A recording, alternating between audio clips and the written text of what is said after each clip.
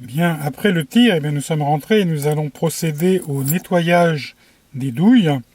Donc la première opération que nous allons effectuer, c'est désamorcer ces douilles. Et ensuite, nous les mettrons dans le bac à ultrasons pour les nettoyer. Juste pour vous donner une idée de ce qu'il peut arriver si on ne nettoie pas les douilles tout de suite. Là, cette douille a été tirée donc hier. On commence déjà à voir qu'il y a un peu d'oxydation. Et qu'est-ce qui se passe si on n'a pas nettoyé la douille depuis au moins une semaine et demie à 2 semaines? Et bien voilà le résultat. On a une collerette verdâtre, bien sûr, qui commence à attaquer le métal avec l'oxydation. Donc il est impératif de nettoyer les douilles chargées à poudre noire dès le lendemain du tir, voire le jour même. Donc on va procéder au nettoyage de ces douilles. Donc on les met dans l'appareil. Je vais en mettre quelques-unes pour montrer le principe. Voilà. Ensuite, eh bien, on met de l'eau jusqu'à ce qu'il y ait les douilles baignent complètement dans le liquide. Et on ajoute un peu de liquide vaisselle, juste pour dégraisser en fait, pour enlever toutes les traces. Et on lance le processus qui est ici de 3 minutes qu'on peut choisir. Et on lance, bien entendu, la machine. Alors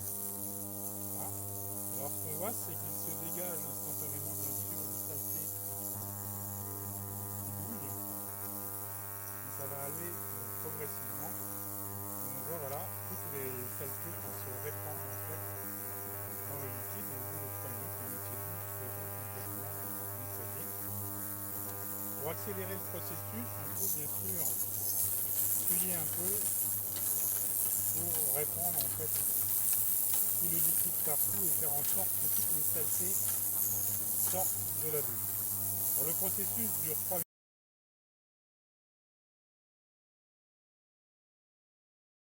Nous allons bientôt arriver à la fin du processus, il nous reste quelques secondes. On peut constater bien entendu que tout le liquide est noir.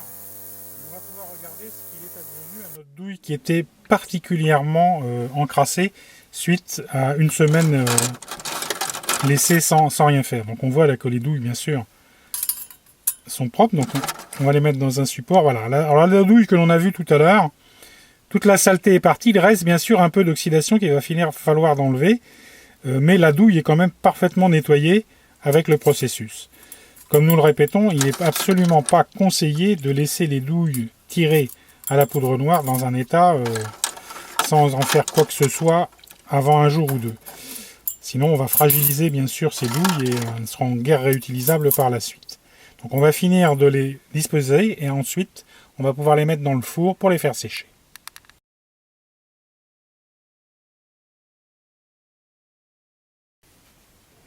Bien, nous avons disposé nos douilles dans un réceptacle et nous allons maintenant les sécher avec le four.